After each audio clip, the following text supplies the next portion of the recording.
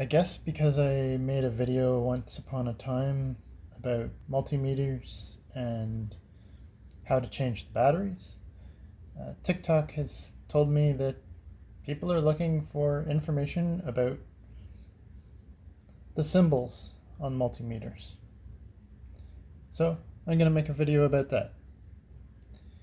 So first of all, if you've got a multimeter, you should have instructions that came with it. I store mine in the back. If you don't have that because you bought it used or you inherited it from a parent or something, and you've just got this multimeter and you have no clue how to use it, that's what this video is going to help you with. Okay, so this is an electronics technician's style of multimeter, which is a little bit different from your typical electrician's multimeter. Electrician's multimeter these days often has a clamp on it, and the clamp is for measuring the amperage in an AC circuit. We don't have that with the electronics technician one. We just have two probes, one black, one red. Black is in a DC circuit, it would be for your negative, and the red for your positive. In an AC circuit, well, both are, it's alternating current, so it goes in both directions. It doesn't really matter that much. Black always connects to COM or common, and then red, you can see on this, they've got little red circles around the ports that you can plug the red one into. So V is for measuring voltage. This one is for measuring amperage, an audible continuity check, a diode check, and a resistance ohms check. And then this one is for higher amperage. This one only measures amperage. You can see here it's written that it's fused at 400 milliamps maximum, right? So if you're going beyond 400 milliamps, you want to move over to this one that's fused at 10 amps. Okay, so now the power, that's pretty obvious. It turns on the power. And this, OL, that means overload. So that means whatever signal it's getting is beyond the range that it can measure. Either it's too high or it's too low. It can't measure it, so it lists as overload. So right now I'm in an audible continuity mode. So because there's no connection, it's in overload state, too low. Tap them together, I get the audible, yes, there's continuity. Signal is flowing from one pin to from the black pin to the red pin.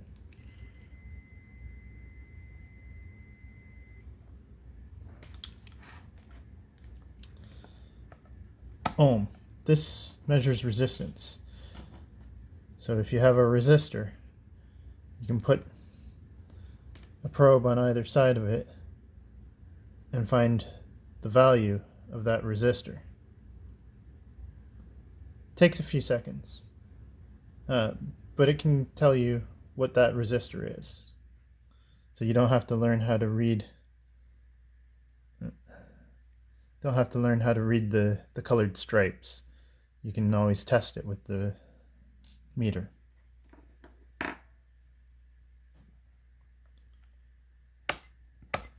This one is for testing diodes. That's the diode symbol used in electronics.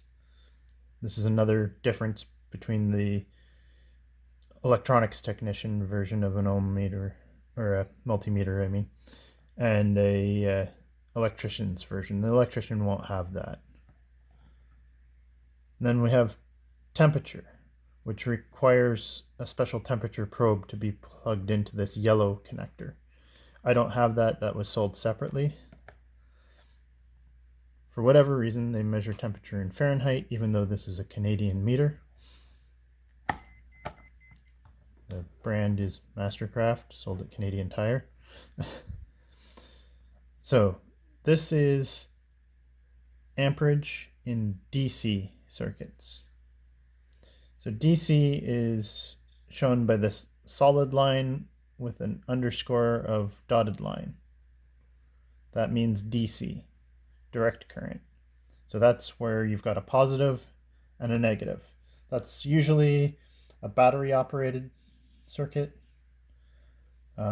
Could be one that plugs in with one of these adapters.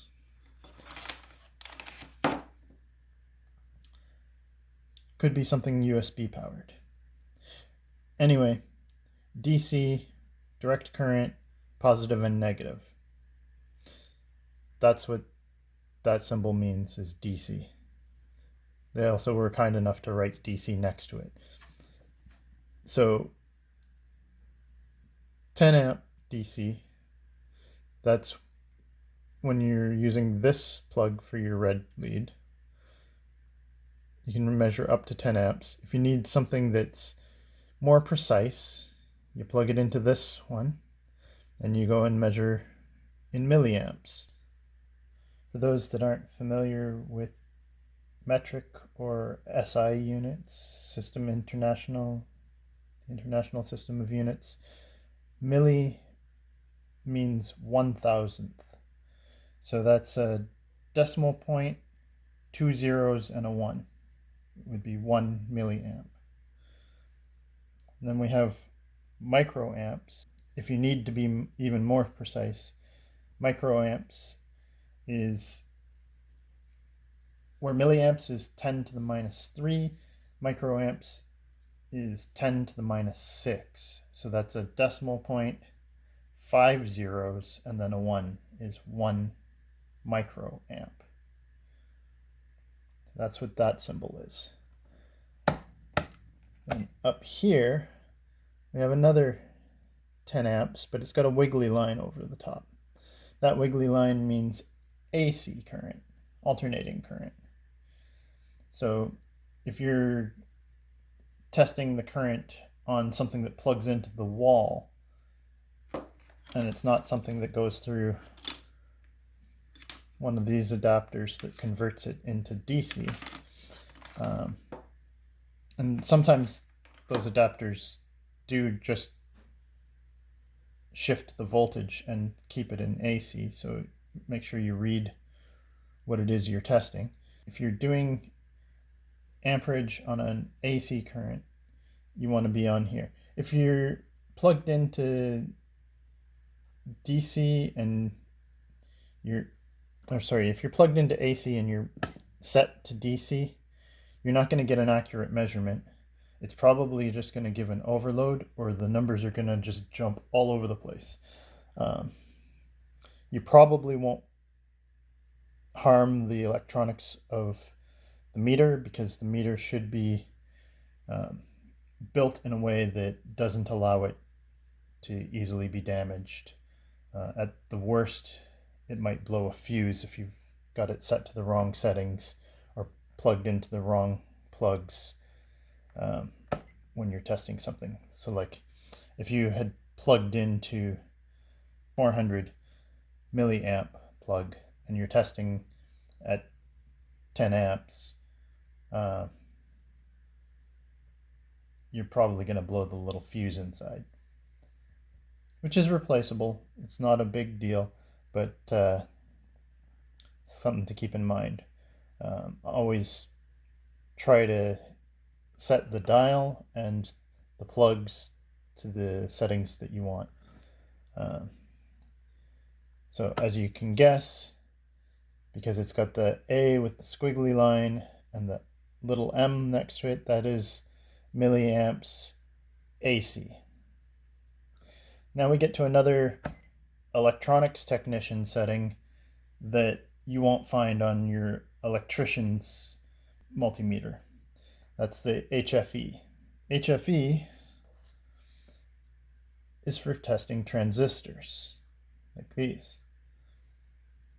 And you plug the transistor legs